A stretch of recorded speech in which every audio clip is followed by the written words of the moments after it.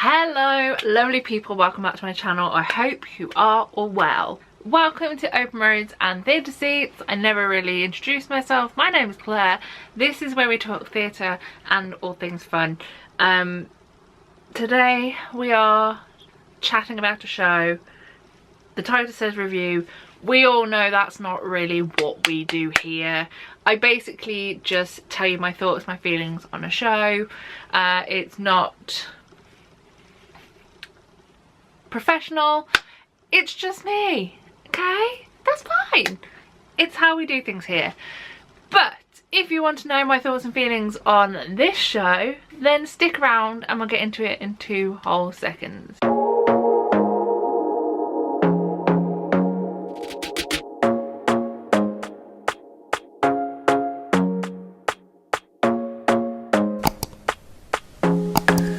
So we are here talking about the UK tour of 101 Dalmatians.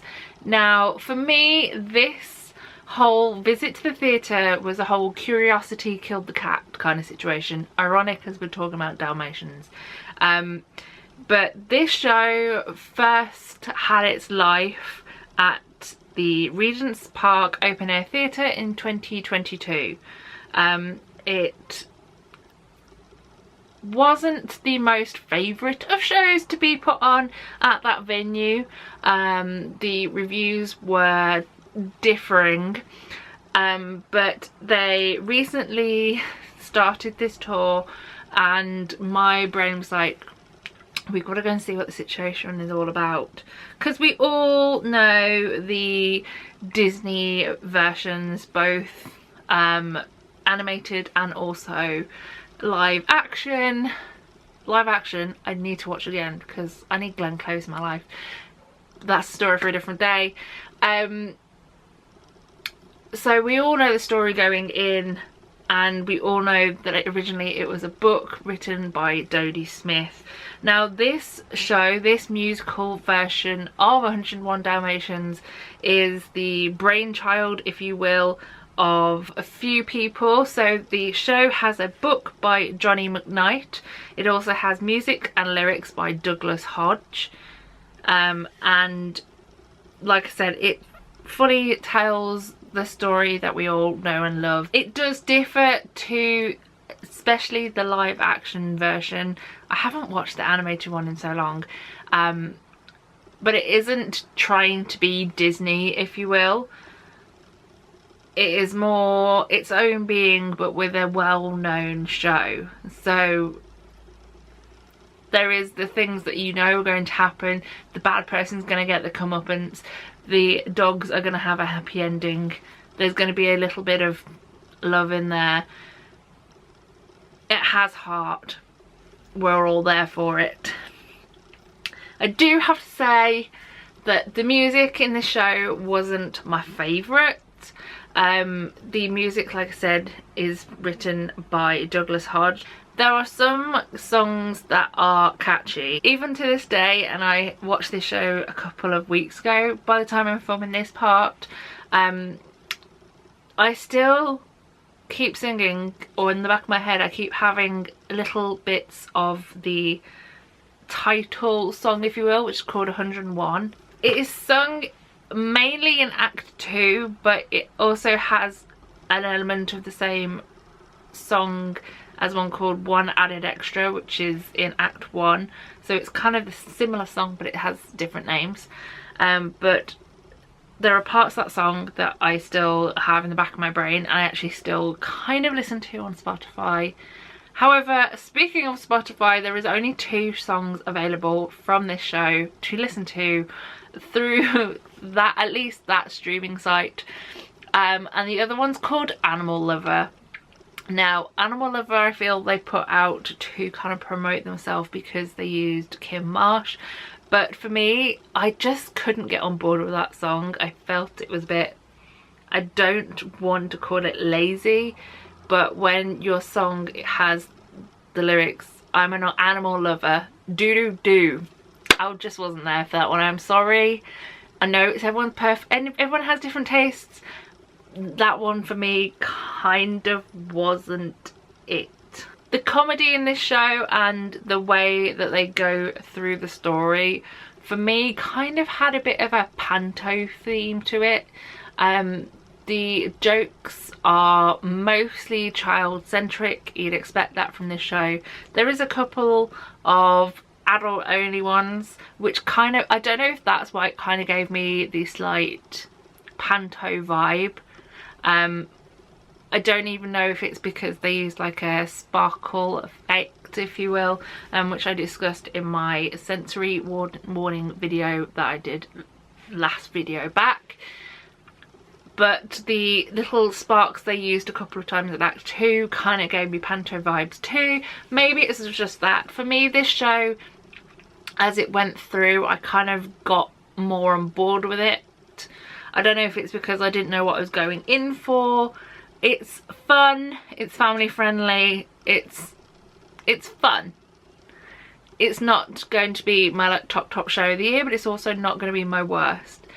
I did at the end of Act 1, when I was sat in the interval, send a message to my friends just saying, what am I watching? Because it felt a little bit of a fever dream. But I did enjoy myself watching it, and creatively it was really fun to watch. The highlight being the puppets.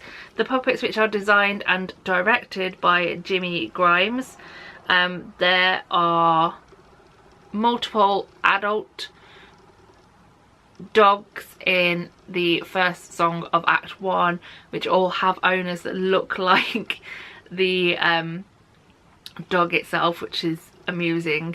Then you have the 2 key adult Dalmatians, and then there is also puppets for 3 key children Dalmatians. Another puppet I truly adored though, and this is maybe sacrilege to say because we're talking about a dog musical, if you will, was the cat in Act 2, whose name I'm not sure if it is given.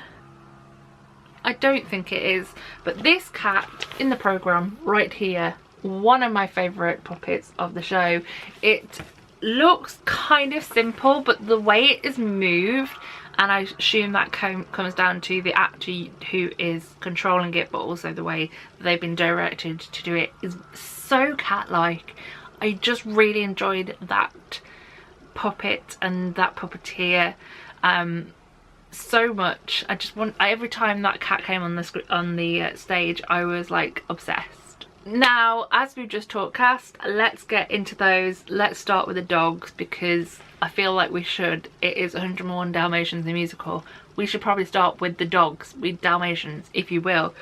Firstly, we have the 2 parent dogs, the 2 adult dogs, the 2 Dalmatian dog, I was gonna say daddies, mum and dad, which is Pongo and Purdy.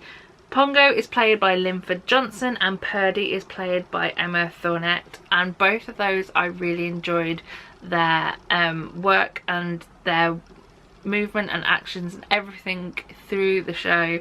They gave the heart. They were the like we can do this characters. I really enjoyed both of those. The owners of the 2 dogs, who are the adults or the adult humans, called Danielle and Tom, are played by Jesse Elland and Samuel Thomas. I liked both of those characters. I feel like I didn't know them too much.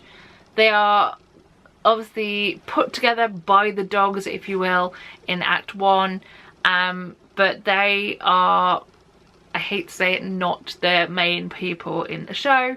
So I enjoyed watching them, but at the same time you don't see them as much as the dogs, so you don't get the same attachment, if you will, to the human people than you do the dogs. There, I said it. The baddies in the show, if you will, otherwise known as the other principal cast, we have Cruella, who in our show was Faye Tozer. I know that the role is also played by Kim Marsh, and also the last 2 weeks are being done by Kerry Ellis. I enjoyed watching Faye do the show. I feel like she was having a great time up there. Cruella is one of those people who isn't too bad in the ranging levels of villain, but she has the bad side to it, which must be like really fun to play. The other baddies, if you will, are Casper and Jasper, a pair of brothers who are the nephews of Cruella. They were played by Charles Brunton and Danny Hendricks. Those two were really fun to watch together.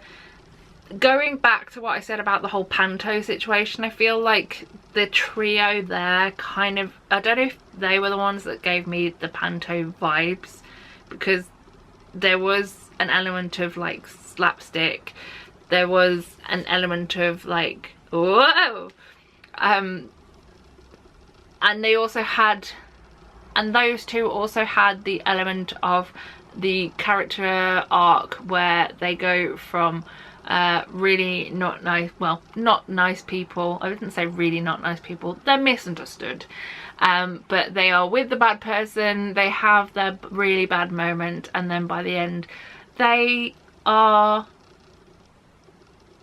turned into good people, which is nice. The ensemble were also excellent to watch. Obviously a lot of their work is through the puppets, and it's really fun to watch those. They do all have kind of like a human moment, if you will.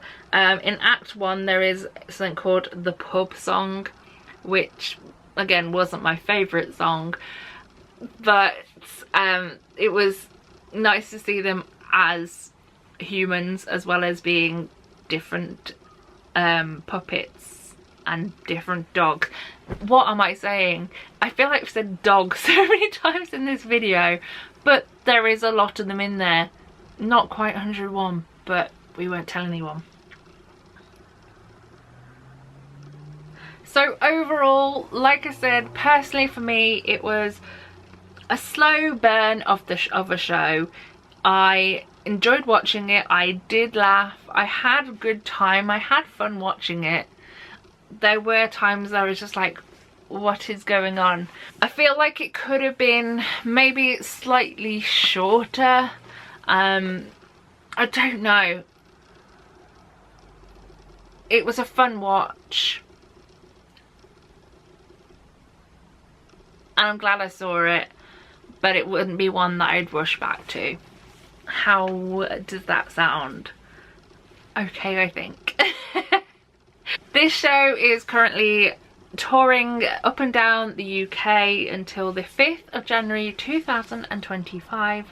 Like I said, the role of Cruella is split up between 3 wonderful actresses, Faye Tozer, Kim Marsh and Kerry Ellis. I know for certain that Kerry Ellis is doing the last 2 weeks, but apart from that I can't be 100% sure. I will leave the link to the show's website so you can check it out, because they are obviously going to be the people to tell you who your Cruella is going to be in your local theatre.